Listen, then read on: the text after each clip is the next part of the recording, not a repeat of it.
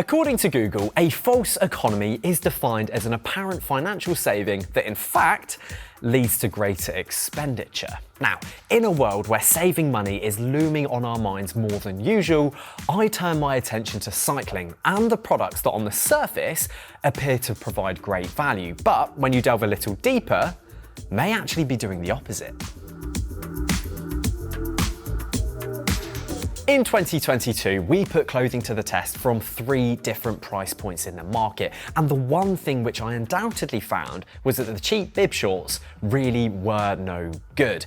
Everything from the fit to the grippers to the chamois were a disappointment. Sure, they were cheap. If I remember correctly, they cost about £25.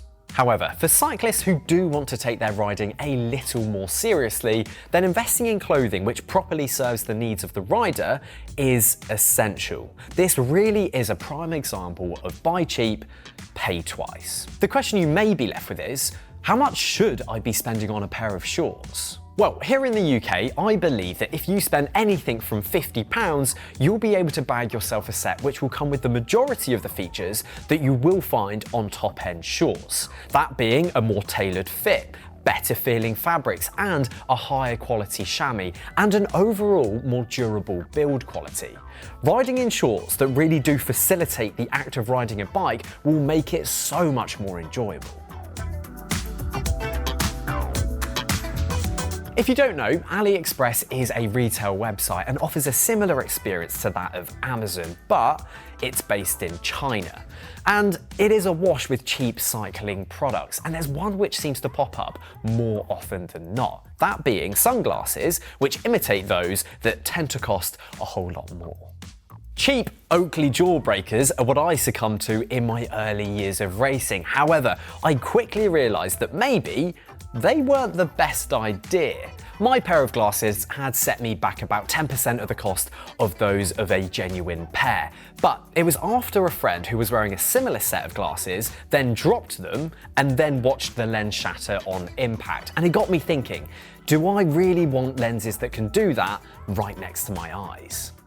My doubts were confirmed a few months later when I saw a post on Facebook where this very issue had caught out another racer. They'd come down in a race, their eyewear had shattered, and they ended up with cuts all around their eyes. Luckily, it seemed like they didn't have any damage to their vision, but it wouldn't have been an impossibility. Forgetting the technological benefits that come from buying eyewear from a reputable brand, for the sheer safety aspect alone, this really is a no-brainer. You also don't need to buy eyewear from a brand that sponsors a big world tour team. Safe, good quality glasses can be found from reputable manufacturers for only a little more money than what I paid for my knockoffs. As we all know, lubing your chain is a very important part of bike maintenance. The benefits go beyond that of having a smooth, silent and efficient drivetrain, but of course, having a clean, freshly lubed chain will prolong the life of the drivetrain components, mainly your cassette and your chain rings. However, not all lubes are made equal. Given that there are literally hundreds of them out on the market, picking through them can be a real mission. Some cost a few pounds while others land in the hundreds of pounds. And the biggest problem which I found is some of the really cheap lubes really do suffer from just simply washing off of your chain. You can have one slightly wet ride and your chain is left absolutely bare. Alternatively, some lubes seem to go black after 2 or 3 dry rides, even when applied to a properly decontaminated chain. Of course, this then means another degrease and re-lube, which takes up time and means you'll go through your workshop fluids a lot faster. My advice would be to opt for a wax-based lubricant and something that certainly does not contain PTFEs. A personal favourite is the squirt lube. The best way that I have found to apply it is to run the chain through an ultrasonic cleaner, let it fully dry, and then refit the chain to the bike. I then coat the inside of each roller with a drop of the lube and then let it soak in overnight. And then in the morning, I'll come back and wipe off any residual excess. So far, treatments like this last far longer and are much more resilient to water. Yes, chain wax or wax-based lubricants are more expensive to purchase up front. However, you'll get so much more life out of it, and you'll have a smoother running drivetrain that doesn't attract nearly as much gunk and grime. Which, of course, most importantly, prolongs the life of your components, but also saves you from giving yourself a dreaded fourth cat tat.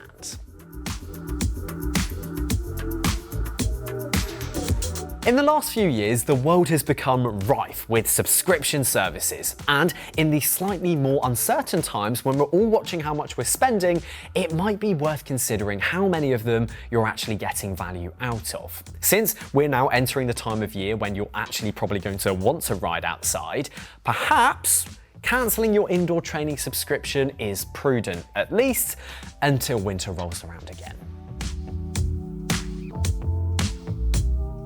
As new innovations hit the market, some old ones really do get shown up as being pretty outdated and subsequently pretty bad value. Latex inner tubes are such an item. Sure, back in the day, they provided a much more supple and faster rolling option over and above a standard butyl inner tube. And in truth, they were never made to be a discount option. Quite the opposite, in fact. However, they aren't without their faults. They're a pig to install as they pinch incredibly easily, they lose pressure rather quickly, and they're just very expensive. Today, tubeless has hit the road in a big way and offers all of the same benefits as latex does. As you may know from a previous video, tubeless really does have some of its own problems. However, unless you get a gash in the tyre, the problems aren't really ones which create a financial burden. Instead, it's just faffy problems and ones which absorb time and energy. Of course, if you did get a gash in your tyre and the tyre needed replacing, the cost implication is the same no matter the method of inflation. Latex tubes don't really fall into the realms of being a false economy, as it wasn't created to be a better value option. But it does show itself up as being something which was of its time and has now been replaced by a better alternative.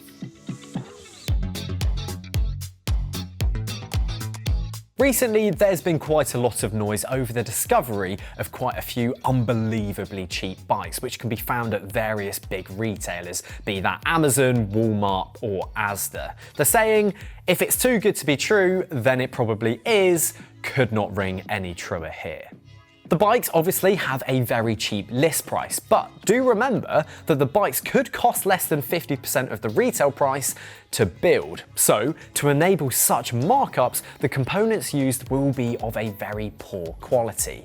Now, I can understand that some people may not want to or can afford to go out and spend more money on a new bike. However, in this instance, I would heavily suggest that by spending the same amount of money on a second-hand bike, you'll be able to find something that serves you far, far better.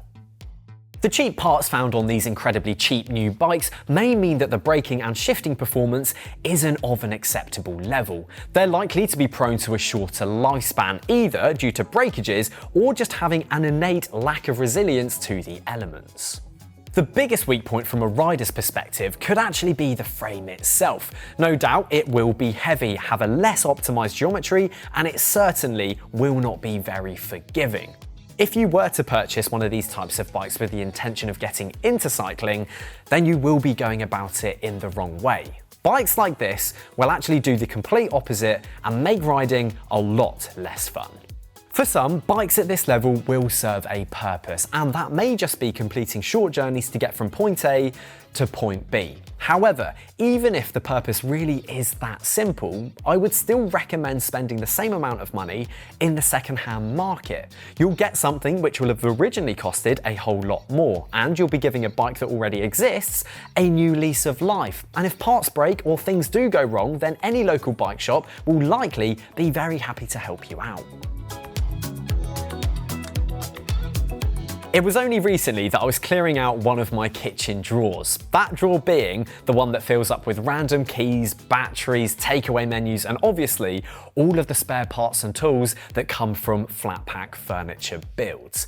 I must have collected about 10 different styles of Allen keys, all ranging from 4mm to 5mm to flatheads to Phillips head screwdrivers. And it got me thinking, why have I never used these cheap tools on my bike? Well, it's for one very obvious reason. Cheap tools have the ability to wreak more havoc on your bike than you may otherwise imagine. And it's not just the free tools you get from furniture, but just poor quality, cheap tools altogether. They're often made of poor quality metal which hasn't been hardened or treated in a way which means it will maintain its shape when under load. Since they tend to be softer, they can change shape. And then when you go and use that same tool, you should not be surprised if that tool goes and strips the head of the bolt. Also, if that tool isn't the right size for the job you're trying to complete on your bike, you may not be getting the right amount of leverage and potentially not delivering the correct amount of torque to that bolt, meaning it could work loose.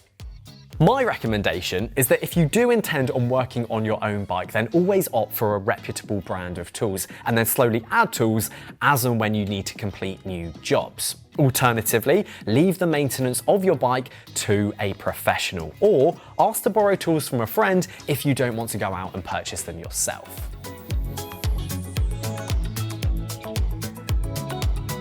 Sports nutrition is something that I really do sit on the fence with. Again, not strictly a false economy, as I don't believe any brand is claiming that their products are made to save you money, but it is something which is very costly, especially when you compare something like an energy bar and the cost of something that you can make at home. The differential is huge. However, there are pros and cons to both. First, sports nutrition comes in more formats than you may otherwise be able to create at home. For example, gels, chews, powdered drink mixes, protein bars. That's why buying those products can make a lot of sense. And you can often buy multi-packs to reduce the cost per unit. And you'll have a wide variety of flavors from multiple different brands. Foods like these can be really useful on event days or during races, as you can accurately track what you're putting into your system. But also, you can practice your feeding schedule to figure out what works well for you. However, in my mind, this is one of the few places where dedicated sports nutrition justifies the increased cost. For a normal day's training or just when out riding for fun, either batch cooking a whole bunch of energy bars or cakes are always best to carry with you. It's much cheaper, does the same job, and because you can make it yourself, you can create flavors that otherwise you might not find elsewhere. Bananas, flapjacks, jam sandwiches and fruitcake are some of my favourite things to carry on the bike, and when I get home, I'll always try and get my protein from as many real foods as possible and only adding in protein shakes when I need to up the levels to cater for an increased training load. The convenience of sports nutrition is undeniable, and that's why I utilise those products in the run-up to and during events and races, but opt for homemade food the rest of the time. As I said, this isn't strictly a false economy as defined at the start of the video, but I wanted to include it so that people are aware that you really don't need to eat exclusively branded sports nutrition when cycling. Making and taking homemade treats will be far more satisfying and will of course save you a whole lot of cash. Let me know down in the comments what you think some of the biggest false economies in cycling are. If you enjoyed the video, then please do drop it a like, subscribe to the channel for more content, and I will see you again very soon.